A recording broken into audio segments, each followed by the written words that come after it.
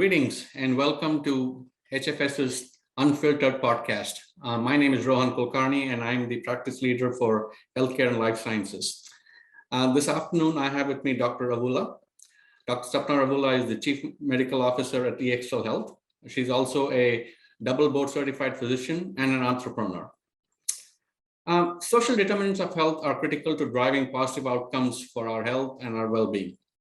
However, the crumbling healthcare infrastructure impacts access to care, nutritional deficiencies, and driving challenges, especially in growing food deserts. And add upon this, the societal challenges that we seem to be experiencing, whether it be racism, gun violence, as well as the, as a lot of us would say is an existential threat, which is the climate change, are all challenging social determinants of health. So we're going to need to fortify social determinants of health by enhancing it with certain emotional attributes to maximize its value proposition. So today, Dr. Ravula and I will discuss this enhanced construct that we call the moral determinants of health and explore some of its possibilities. Welcome, Dr. Ravula. We will talk unfiltered. Thank you, Rohan. It's a pleasure and an honor to be here. Thank you. Thank you. So let me ask you the first question. Social determinants of health are the conditions in the places where people live, learn, work, and play that affect a wide range of health and the quality of life, life risks, as well as its outcomes. Dr. Ravula, the definition of social determinants may be obvious, but let me ask you nevertheless, is social determinants important to human health? And if you think so, why? That's a very good question, Rohan. I think when we talk about social determinants of health, it's commonly used these days. I think every other podcast or webinar, we hear this term often enough.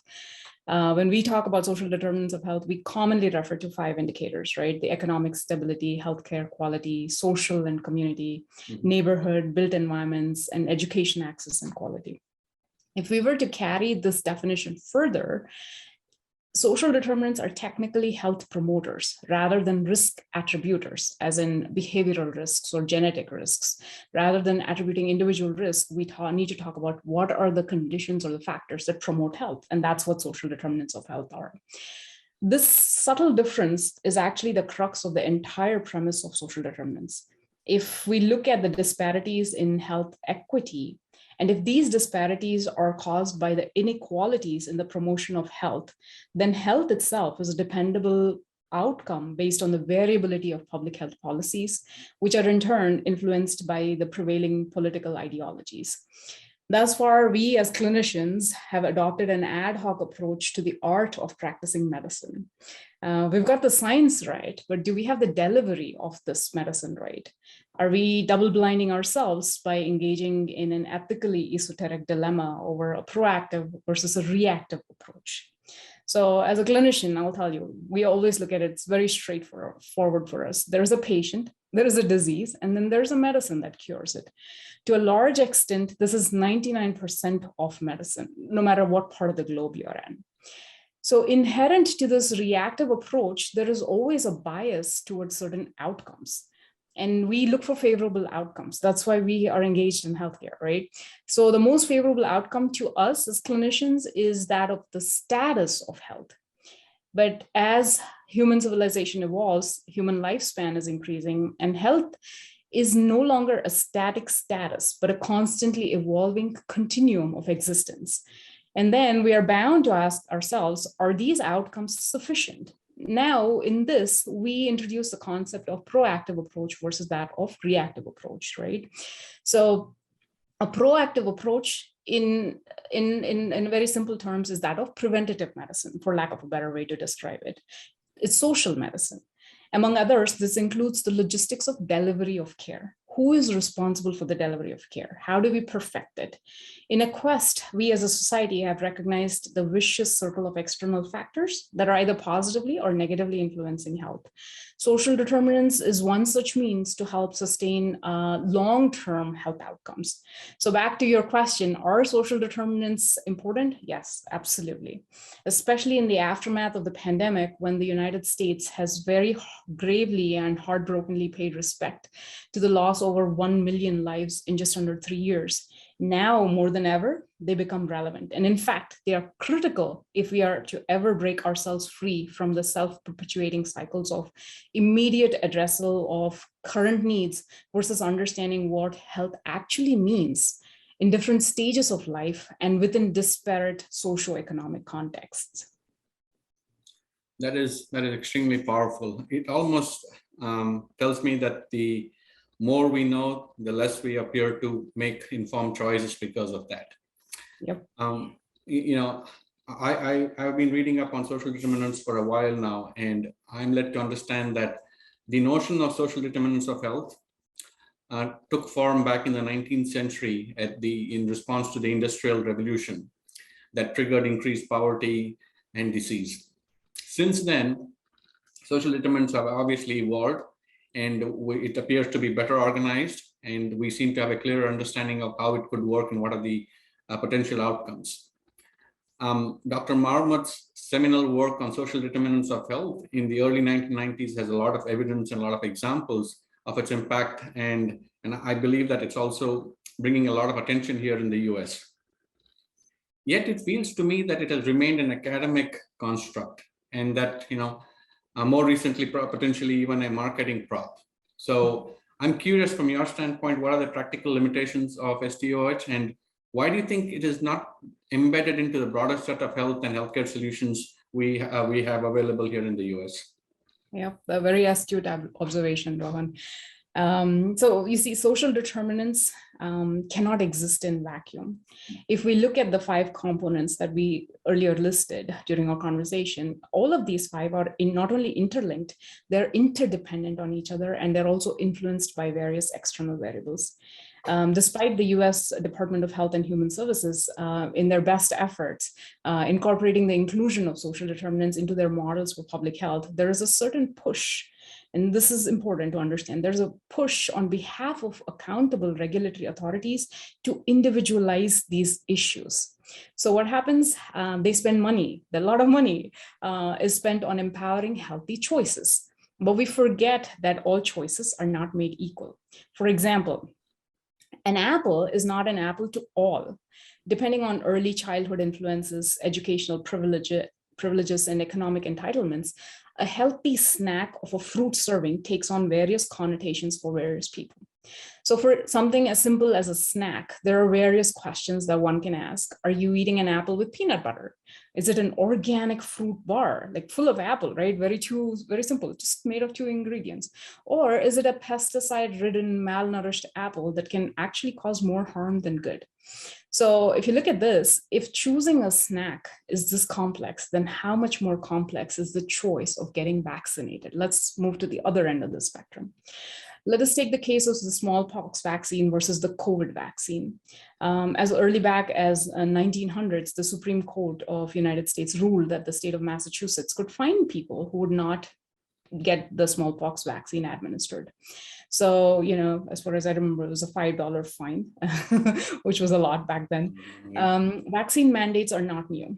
We can take the case of Europe, take the case of Australia, where unvaccinated children are not allowed to register in schools and parents aren't eligible for child benefits. COVID has been ranked amongst the top 10 deadliest pandemics in the history of human civilization. And although the Biden administration made workforce vaccination mandatory, if we look at the numbers, as of May 16th, 2022, only 78.3% of Americans have had at least 1 dose, just 1 dose. And, there's so much scientific evidence out there for what each dose means. 67% of the population is fully vaccinated, but only 31% have had a booster. Why? Because there is a difference between choice and informed choice. Now, in this context, let's review your question of social determinants and why they have not been more broadly embedded in healthcare solutions in the United States, right? The information that is required to empower an informed choice is often out of the control of individuals, but are dependent on the condition of their immediate society and larger institutional regulations. End of the day, change has to come from somewhere, right? So if COVID has provided the impetus for a larger adoption of social determinants via marketing propaganda, then so be it, right? True. I think what you said there, social determinants being both interlinked and interdependent, I think that probably is the crux of the answer, in that I don't think there's sufficient amount of monies in the interlinking, but there seems to be a certain amount of commercial value in individualizing it, and probably in doing so, we probably are missing out the greater opportunities that social determinants are potentially available to us. So, work in progress.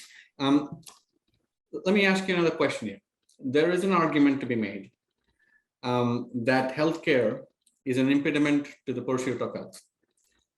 And as a physician, I suspect you recognize that, because when you treat a patient and nurse them back to health, you're essentially sending them back to the same environment that made them sick in the first place.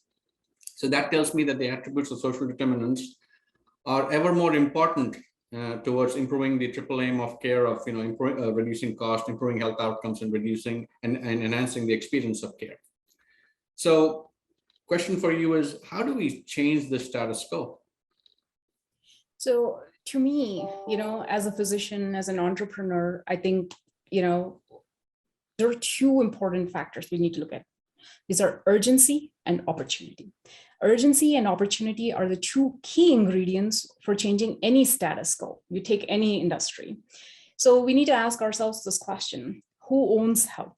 Do you own your own health? Are you healthy because you feel healthy, or because your immediate society dictated that you must be healthy or has defined health for you? Let us take this a level higher. So who defines health then?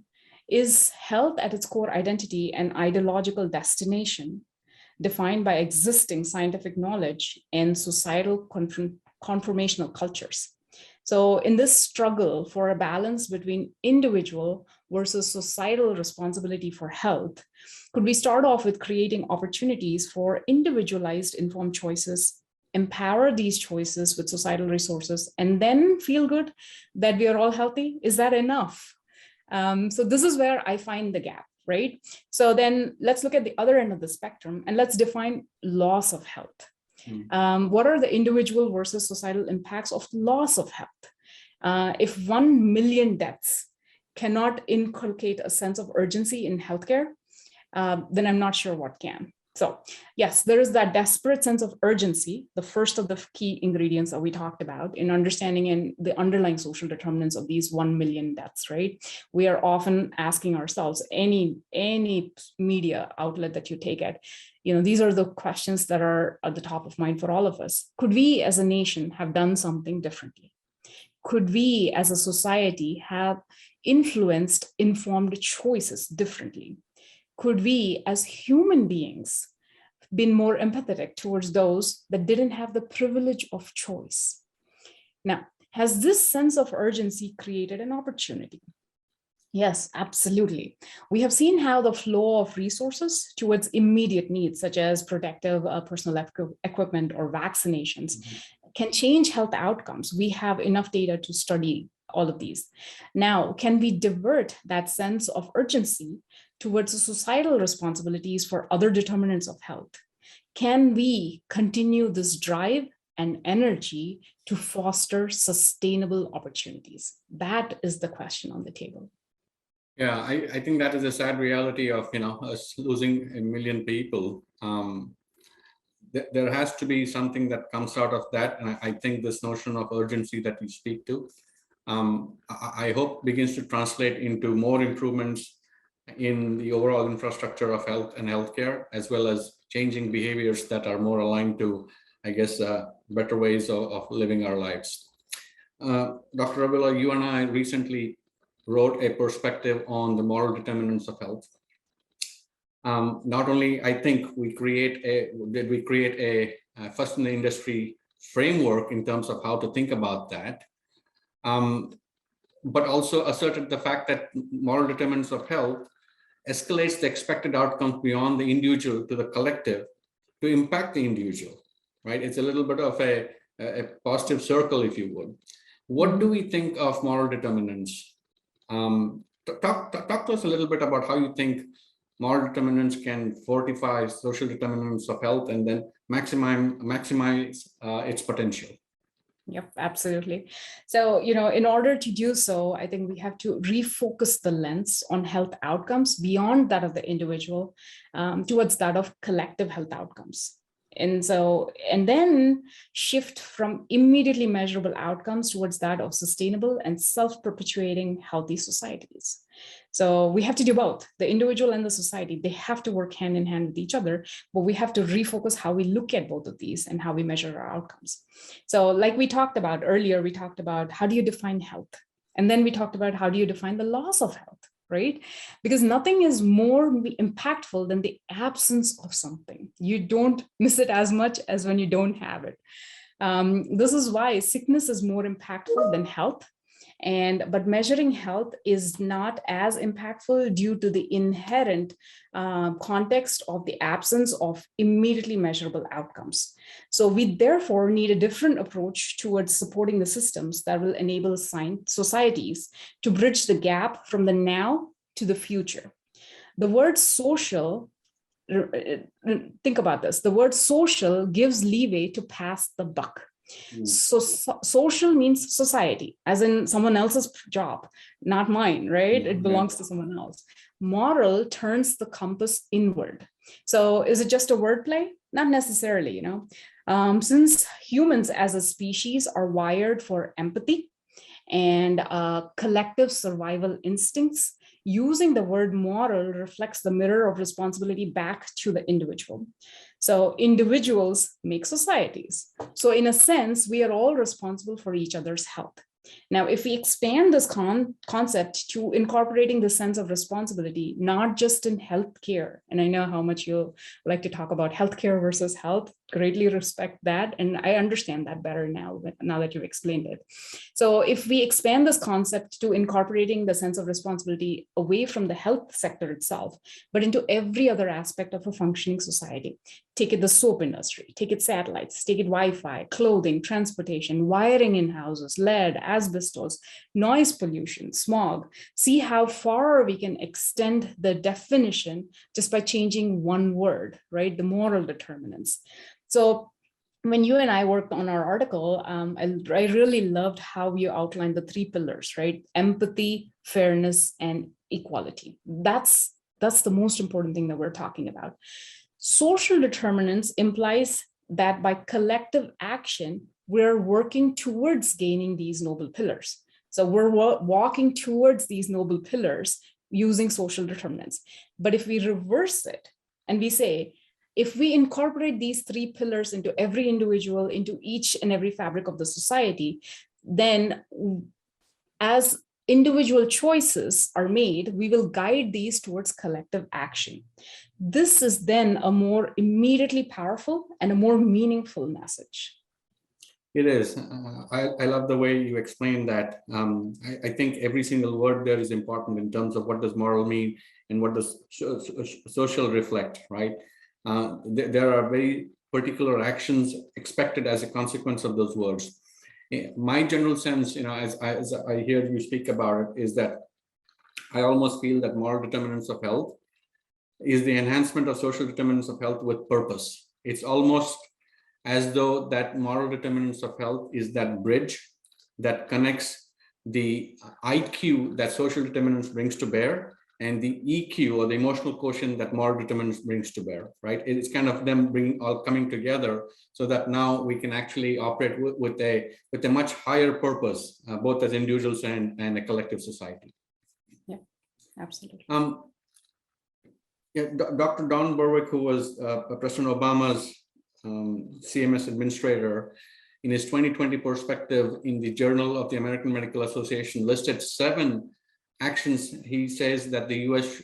that we should be signing up for. That includes the U.S. ratification of the basic human rights treaties, conventions and the conventions of the international community, adopting healthcare as a human right, as a fundamental human right, and also restoring the U.S. leadership in terms of reversing climate change. And we've done some of that since the time he put it on paper. But my general question is, if we were to achieve all of these, right, if we were to check the box on all of those 7 things that he indicated, what sort of outcomes should we expect moral determinants of health to deliver for us?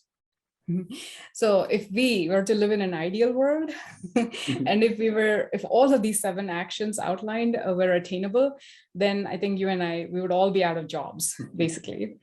What we have to reflect upon are these questions. What are the factors that can actually help realize all 7 of these actions? Now, is it enough to just address them and then again sit back, right? Because we've checked off the boxes. Because the moment these 7 action items are implemented, there could be 3 more cropping up. There could be 2 more cropping up. And so it's that same cycle we've been talking about. So to me, action is not enough. We need collective inspiration. Individuals are naturally prone to abdicating societal responsibilities. Governments are busy. Corporates have alternative goals. So therefore, without this magic of bringing individuals, governments, and corporates together in a collective inspiration, social determinants will fail, right? So then moral determinants is the path to that collective inspiration that can tackle issues beyond these immediate 7 actions. So, tipping my hats to clinicians, all clinicians, including yourself, the long selfless hours that you all spent in clinical settings caring for COVID-19 patients of the last couple of years. The Affordable Care Act that was passed under President Obama's administration has reduced uninsurance rates in America by almost 40%, which is getting us closer to universal care, but still much further than we really like for it to be. Us going back into the Paris Agreement on climate change, I kind of think about all of these as fairly macro examples of moral determinants of health. I'd love for you to take just a moment, if you would, please, to reconcile social determinants of health examples that you had and the moral determinants of health that you just spoke about. Yep, absolutely. Actionable ideologies at scale are wonderful to see. They're very inspiring, very powerful, and empowering. But of course, even with the examples that you've cited, there are certain underlying other commercial and political drivers that have helped conceive these SDoH examples at scale. So if nothing, COVID has exposed the vulnerabilities across the global healthcare system. So what started off as ad hoc collaborations between providers, suppliers, non-healthcare companies, tech companies, you name it, right? Even communities coming together, volunteers, is now setting the trend for the future of health. Take home-based care, for example. Making this a reality takes finely tuned relationships between vendors, retailers, contract employees, technology providers. This ideal is getting more realistic in a large part because of the technological advances made in virtual health, telehealth that tipped the balance, and adapting to new ways of delivery of care, the change of guard, which is now more acceptable and amenable to change. So is this a moral determinant, or is this a societal driver towards the evolution of moral determinants? A chicken or egg, right? So if I were to pick a really important example of moral determinants of health, then I would pick post-COVID mental health. It's amazing to see how many initiatives have cropped up in such a short period of time to become one of the most relevant examples of moral determinants. Young people's mental health, workplace mental health, parents of young children mental health, you could go on. In the United States, digital health companies raised over $5.4 billion in venture funding across for the first 6 months of 2020, of which 11% went to funding behavioral health companies. Most of these were founded by individuals who, without having read our very highly intellectual article on moral determinants of health, they have imbibed the 3 pillars. That of fairness, that of empathy, that of equality. Inherently, they were inspired and came together for that collective inspiration that we were all talking about. And hopefully, this trend continues to sustain us for more long-term health outcomes. Absolutely. Before I shift into our last segment, if you would, I've got to say that the way you think about moral determinants and social determinants and how you connect them, the examples that you cited, I think are very powerful. I think our audience is going to really appreciate that. So if I pivot now to the future, you're a clinician, you're an entrepreneur, you understand technology and you understand human anatomy. How do you think emerging technologies can support and even expand moral determinants of health? Yep.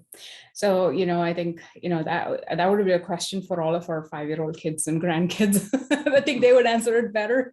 But in a world filled with artificial intelligence, virtual and augmented reality, healthcare wearables, I think the holy grail, and again, as a clinician, a very selfish perspective, is that of the all-knowing and the omnipotent medical tricorder, like Dr. McCoy uses in Star Trek, just scan the person and it spits out everything from a vitals, diagnosis to treatment. That would be really my goal. But to me, the genesis of futuristic medicine will be from personalized medicine powered by genomics, fueled by robotics, exoskeletal surgeries, prosthetic device controlled by thought, 3D printing, poly pills for medication adherence. You just want to take one pill a day. You can't remember, right? Tissue grafting, skin grafting, and the list can go on. But from a more practical, down-to-earth perspective, even something as simple as algorithms, advanced algorithms to predict supply chain, to predict usage patterns, these have tremendously impacted how we look at health delivery systems. And it's amazing to see that. The most impactful to me, again, if I were to pick one thing, is always that of education, because this crosses the barriers of societal inhibitions. Having knowledge at the tips of your fingers, literally accessed with the tap of your finger, this is true evolution. This is true moral determinants of health. Indeed, indeed. Let me ask you one last question, because I know you are as concerned as I am about climate change. And I think despite political ideologies, the fact still remains that the planet is changing for sure. And my view is that health and healthcare has a significant ability to slow and potentially even reverse climate change through social determinants of health.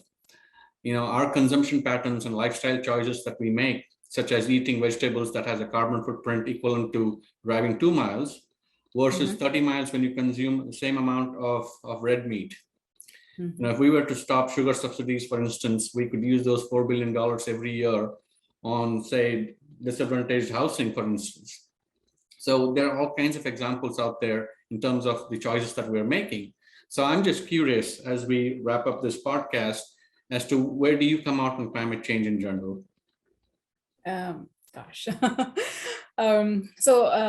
Rather than focusing on where I come out on climate change, I would like to look around at this world that we are building and will leave behind for our children. I'm fascinated and truly inspired by the young entrepreneurs across the world, students even primary school students. They're innovating to create electricity from various sources like noise, vibrations, ocean waves.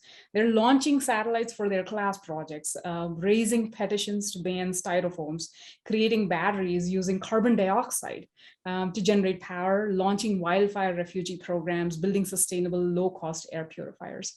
It seems that this drive towards renewable energy sources, sustainable life practices, and focusing on collective inspiration has now become incorporated into the fabric of society already. We see that.